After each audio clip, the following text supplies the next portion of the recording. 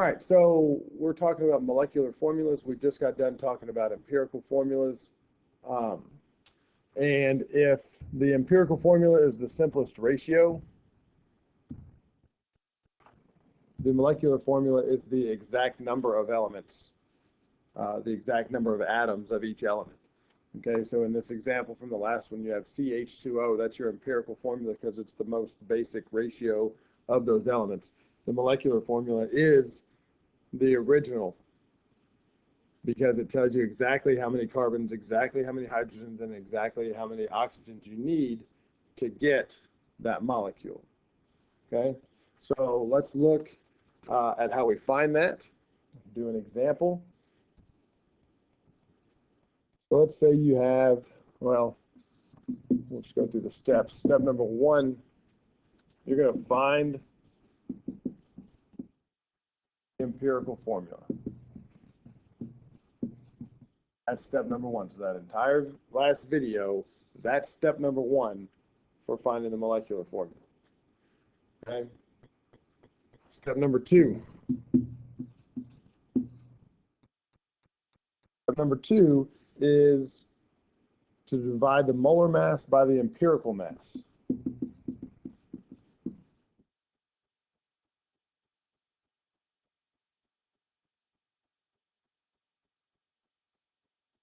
Okay, so you may be asking, what's the molar mass versus what's the empirical mass? The empirical mass is the mass of the empirical formula.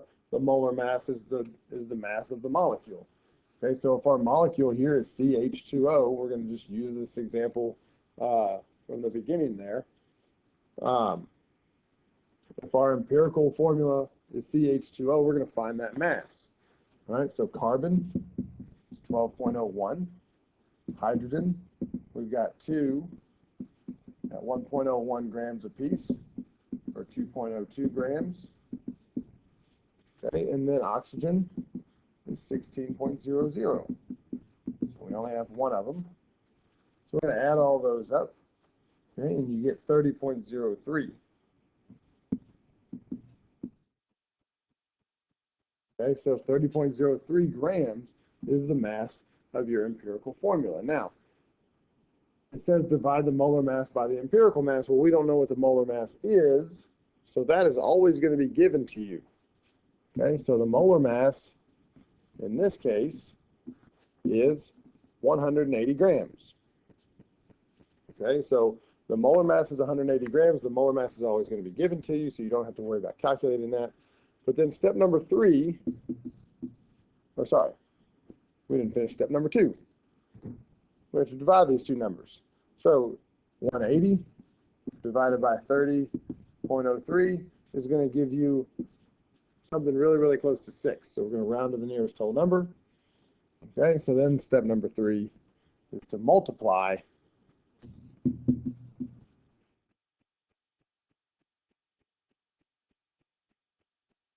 empirical formula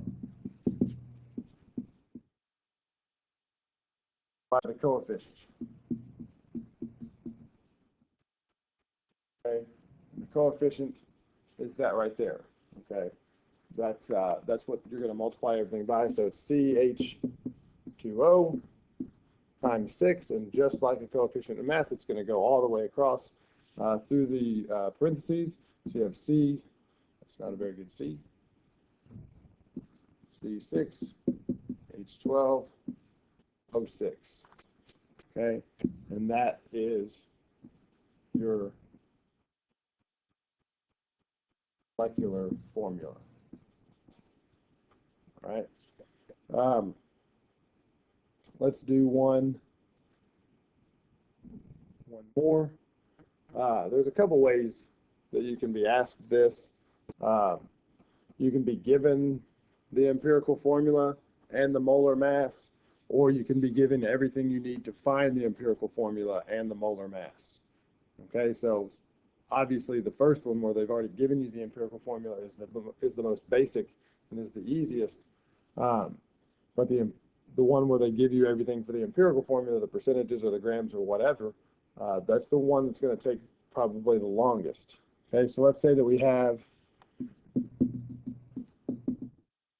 formula of C4H5ON2. Okay.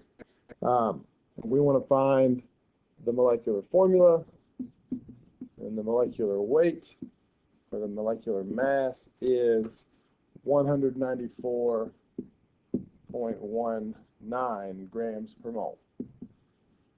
Okay, obviously, what is the molecular formula? Okay, so we've already found the empirical formula, so step number 1 is done.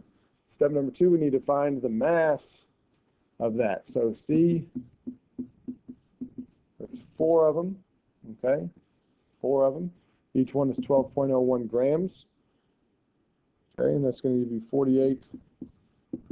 48.04. Hydrogen, there's 5 of them. Each one is 1.01 grams, so that's 5.05.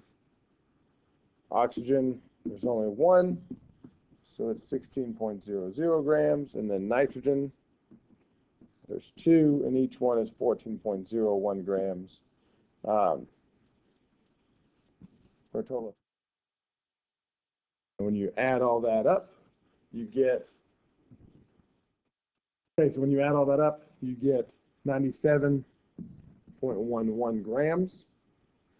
Okay, and it gave us that our molecular mass was 194.19, so 194.19 divided by, I don't know why I did points there, decimal places, 194.19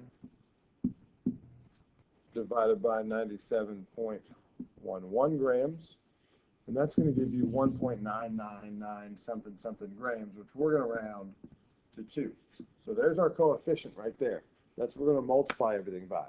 So we have 2 times C4H5ON2.